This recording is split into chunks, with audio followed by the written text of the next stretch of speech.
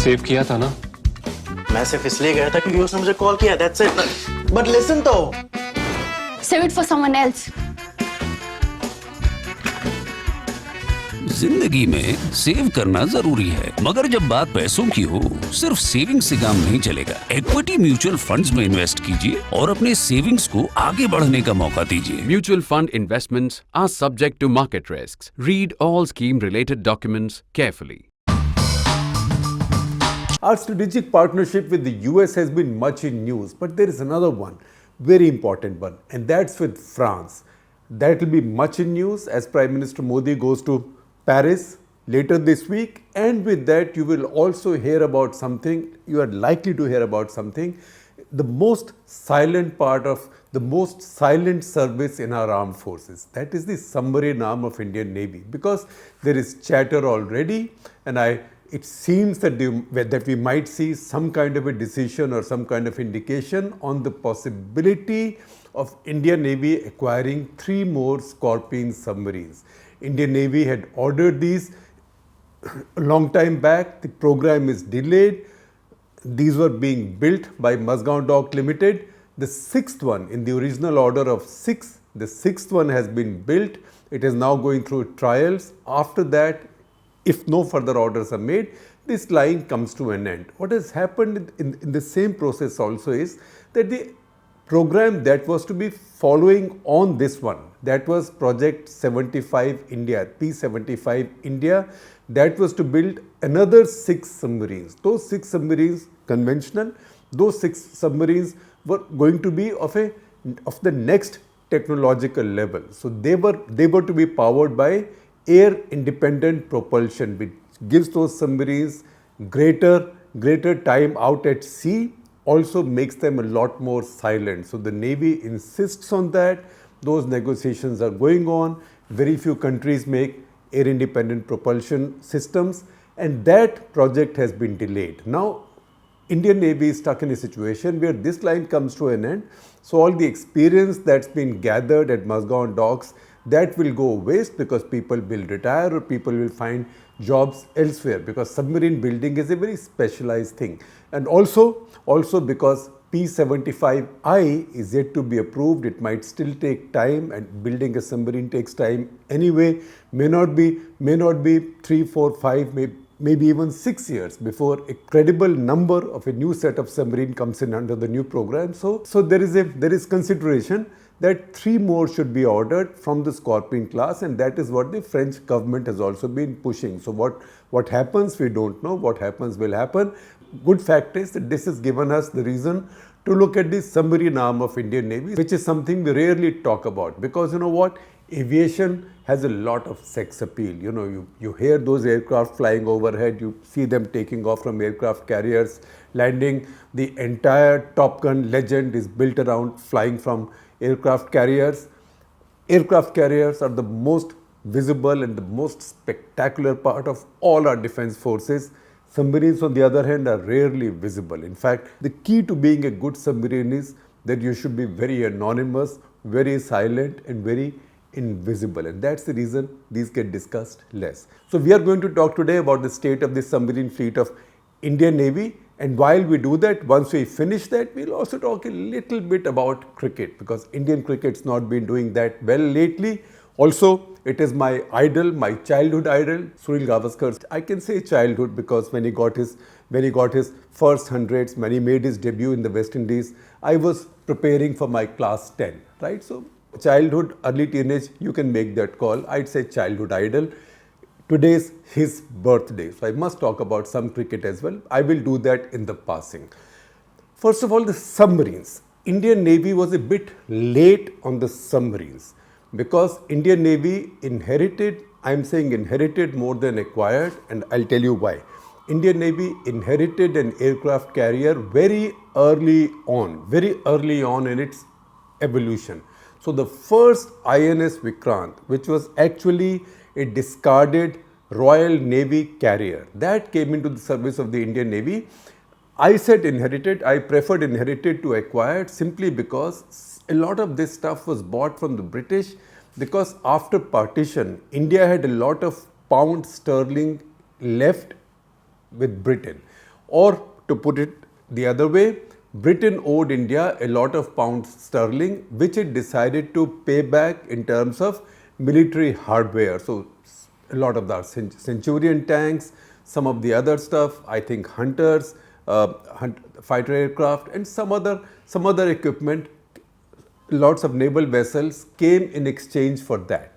That is how INS Vikrant came. Now, INS Vikrant was an expensive acquisition, plus an aircraft carrier needs aircraft, it needs a lot of support, so it also eats into a lot of the budget. So India started out with an aircraft carrier. Pakistan, on the other hand, had a different privilege. Pakistan from mid-50s onwards had become a part of the US-led anti-communist, you can laugh, anti-communist alliances, that is SEATO, CENTO, Baghdad Pact. They were kind of Asian equivalents of NATO or Asian clones of NATO. And as part of that, Pakistan got a lot of samagri from the Americans. And one of the things the Pakistanis got, they got F-104s, they've got Sidewinder missiles, air-to-air missiles. So they were the first to bring the missile age in the Indian subcontinent. They had Sidewinder missiles, their fighters could fly at night. Indian fighters, IAF fighters could not until 65. They also got a submarine. So when the 65 war took place between India and Pakistan, only Pakistan had a submarine. That was PNS Ghazi. Now PNS Ghazi, Indian Navy was still learning to deal with submarines, didn't have its own, but was still learning. Its anti-submarine warfare capability, sonar capability was very basic. So Indian Navy in 1965 did not really venture out to sea. In fact, if you look at the Indian history of that war, it's like Indian Navy was not involved in that war, which in a way is true. The Pakistani Navy, on the other hand, came in and did something cheeky. They came in close to the coast in Dwarka and bombarded Dwarka for quite a long time. With their ship-based guns. So that was a little scar with Indian Navy. By 1967, it was only in 1967 that Indian Navy acquired its first submarines. Indian Navy had earlier planned to buy some submarines from the Royal Navy from Britain, but Britain had no submarines to spare, and if they built a new one, that would take too long. By late 60s, however, India-Soviet relationship was really blooming under Mrs. Gandhi, under Indira Gandhi. So 1967 it was, December 8, 1967, that Indian Navy acquired its first submarine. That was a Soviet Foxtrot class. Big boats, very silent boats with all their other limitations. I know that a lot of limitations of Soviet and Russian equipment are now being exposed in the war in Ukraine. When it comes to conventional submarines, going back to the 60s, Russians, or the Soviets in that case, have made among the most silent submarines. So the first Foxtrot came in 1967, and then a whole bunch of them came subsequently. In the 71 war, some of these were out for patrols, although none of these saw combat. One of these, that is INS Karanj, under the leadership of then Commodore V.S. Shekhar, who later became Chief of Naval Staff, in fact the only submariner to become Chief of Naval Staff in India, that hung around near Karachi, that lurked around near Karachi, but Pakistan Navy did not go out to sea in that war, except a few submarines that went out, and one of those submarines in fact got the only success of Pakistan Navy in that war when it sank INS Khukri off the coast of Diu. So it was in that operation, because INS Karanj, the Foxtrot, hung around or lurked around so close to Karachi, was also a deterrent for Pakistan Navy, because in any case they didn't want to venture out because of the fear of our missile boats and the Air Force, but now this became an additional problem for them. That's why then Commodore Shekhar, later Admiral, he won his Veer Chakra. In fact, in 1971 war, 2 submariners got decorated at that level. There was Commodore M.N. Samant, who got Mahavir Chakra, but his operations were not submarine operations. He was a submariner, but he got awarded Mahavir Chakra for leading special operations from a gunboat, and also through commandos, marine commandos who he had trained. A lot of these were Mukti Bahini marine commandos who he had trained, which included some 6 to 8 deserters obviously Bengali deserters from the Pakistani submarine fleet, and these were used in Mangla and Khulna port areas. That's a different story about which Sandeep Unnithan has written a book. Now, until late 80s, these Foxtrots were the only submarines that the Indian Navy had, and then came the Rajiv Gandhi phase when Indian Armed Forces placed a lot of orders overseas, including in the Western world. So that was the era when the Bofors guns were bought. That was the era when Mirage 2000s were bought. This was also the time when Rajiv Gandhi's government ordered Type 209 submarines. At that point, it was a big thing, SSK, submarine to submarine killers, right? Like they said for Bofors shoot and scoot, right? In this case, they said submarine to submarine killer, because earlier submarines did not fight amongst themselves. They did not have that capability. They basically went after rival ships. So these SSKs were ordered by Rajiv Gandhi. As you might remember, just as there was more than a whiff of scandal about Bofors, it turned out to be a real scandal, and that deal got blighted by that. There was a whiff of scandal also about Type 209 submarine purchase. Nothing was proven, but that whiff also blighted this project. So 4 were bought. So the plan was to build 2 more of these German Type 209 submarines in India. That program never went ahead, and in the process, all those who had been trained to work on those submarines, the expert welders, everybody, all of those got wasted. So India then had this combination of Foxtrots, old Foxtrots, the first of which came in 1967, and now this new Type 209, which are called Shishumar-class in the Indian Navy. Usually, they'll name a series of submarines or a range of submarines after the first one. Shishumar also is the name of a shark. So this became Shishumar-class. Now, 2 of these 4 submarines right now have gone for what is called as medium refit and life certification. That means so that they can serve beyond the age for which they were designed. If you want to know more about this, there are very good details in an article I will share with you. This is an article written by Admiral Sunil Lamba, who retired as our Chief of Naval Staff on May 31, 2019. His article actually tells us that Cabinet Committee on Security in 1999, Vajpayee era, they had approved the building and purchase of 24 submarines for Indian Navy in the following 30 years, that is by 2030. That program has fallen behind. In many ways, it's also been modified. In 2015, Modi government in this case, they modified that program, and they said instead of just a straight 24 submarines for the Navy, simple conventional submarines, we will now have 18 conventional submarines and 6 SSBNs. Remember, not SSNs, SSBNs. SSBNs are nuclear powered submarines which also carry nuclear missiles. They were to be part of our nuclear deterrent. So to complete the triad, you need the ability to retaliate against an enemy who uses nuclear weapons against you. Remember, India has a no first use policy on the ground, in the air, and also from underneath the sea. And it is the submarine capability which is considered to be the most deterrent, because submarines are so difficult to find. So the Modi government in 2015 made it 18 plus 6. Also, the work on the SSBN project had already been ongoing for the past many years. It was then called the Sagarika project, and it was being done in close collaboration with a unit of the Ministry of Defence called Submarine Building Center in Vizag. Very hush-hush, with private sector company Larsen & Toubro working in very close partnership, and also with big help and assistance, or I would say association, with the Russians in this case, that is Arihant and Arighat. So Arihant carried out the deterrent patrol. Arighat, there isn't clarity yet, but the wide presumption is, or belief is, that it is now operational. But these are not things that countries talk about in great detail unless it becomes really necessary. Now, if you look at this situation, you have 2 of these SSBNs. SSBNs will not be used for normal naval patrols or to fight Pakistani Navy or the Chinese Navy on a daily basis. These are for specialized purpose. If you look at the rest of the submarine fleet, then you are left with 16. Today the fleet is 18. Of the 18, 2 are SSBNs, that is Arihant and Arighat, and 16 are conventional submarines.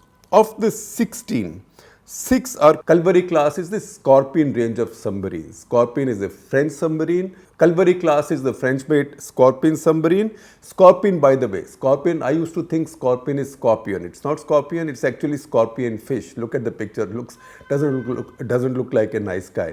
Scorpion fish is among the most poisonous marine creatures. Not only is it a predator that sits silently at the floor of the sea, but it also carries a deadly poison in its spines. So if anybody, any marine animal, even human being, happens to step on it, they suffer really badly. So this series of submarines is named after scorpion fish. So these are Calvary, Khanderi, Karanj, Vela, Vagir. Indian Navy likes to name its submarines usually after predators of the sea, usually in the shark family. So all of these are sharks of some kind or the other, as are the Shekhar-class submarines. So Shekhar-class submarines, there are 4, there are 6 Scorpenes, there are 4 Type 209s that are called Shekhar-class. So the first is Shekhar, then Shankush, then Shalki and Shankul. And then you have a bunch of the Russian-made or Soviet-made, in fact, Kilo-class. The first of the Kilo-class came in 1986 when the Soviet Union was still there, and the last one came in 2000.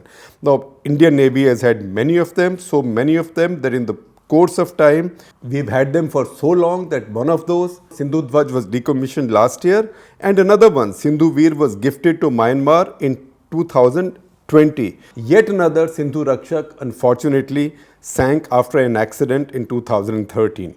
The rest are in service and they keep going back, in some cases back to Russia for retrofit, etc. And they are being kept operational, which is a big challenge right now because these are really old submarines.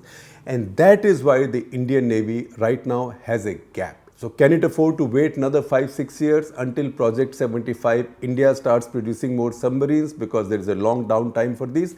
That is the question on the mind of the naval planners, strategic planners and government of India, and that will also be the question on the minds of the Defence Acquisition Committee. So we are versatile, we are journalists, we can afford to be versatile. So we can switch from the Navy, from submarine warfare, submarines now, to cricket. Indian cricket has not done so well lately. We haven't won an ICC trophy for a very long time. Also, we were doing very well in Test cricket. We are still number 1 in Test cricket in ICC rankings, but we've lost 2 WTC finals lately. We lost a series in South Africa that we should have won. We had begun very well with that. We did not win a series in England which could have won. We did not play the last Test match. We went back and lost that 5th Test match after a gap. So a lot of questions have been raised about the state of Indian cricket. Today is Sunil Gavaskar's birthday, and he in fact has spoken out in an interview with the Indian Express, where he's been very critical of the state of Indian cricket, also of Indian captain Rohit Sharma. Now look at the state of Indian cricket. If we talk about this in detail, it will take maybe an hour or more, and really there are people who can talk about this more knowledgeably than me. So I'll leave it to them. I will just mention a couple of things, and this is to do with Indian batting alone. If you look at current Indian batting, do you remember the last time India had a batting lineup where nobody averaged 50 plus? There was Sunil Gavaskar for a long time. After that, Sachin Tendulkar, then Tendulkar, Dravid, Sehwag. They were all averaging 50 plus at the same time. And then there were VVS Lakshman, Ganguly, all averaging in 40s. That made India a batting superpower. India has now reached an unusual juncture where none of the Indian batters, none of the male Indian batters right now averages more than 50. That itself is an indication of batting weakness. If you look at your main batters, Kohli is now 48.72, Rohit is 45.22, Pujara is 43.60, Rahane is 38.96, and Jadeja, who fills in now, who's batting at number 6, is 35.6. Again, with the help of my colleague Raghav Bikhchandani, and of course, if I go wrong with any of these statistics, I am very wary of cricket statistics. If I go wrong with any of these, it's his fault, not mine. That's a joke, by the way, it's my fault. But I hope I'm not wrong. So, if you look at the peak of each of these batters, with a minimum of 40 innings counted. At the peak, Rohit has never gone to 50.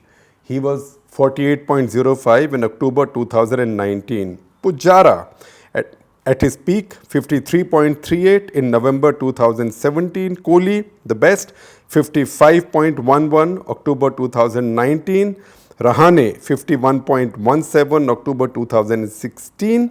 And Jadeja is still consistent. He was 37 in Feb. He's 35.6 right now. But again, at number 6, 36 average is really not good enough.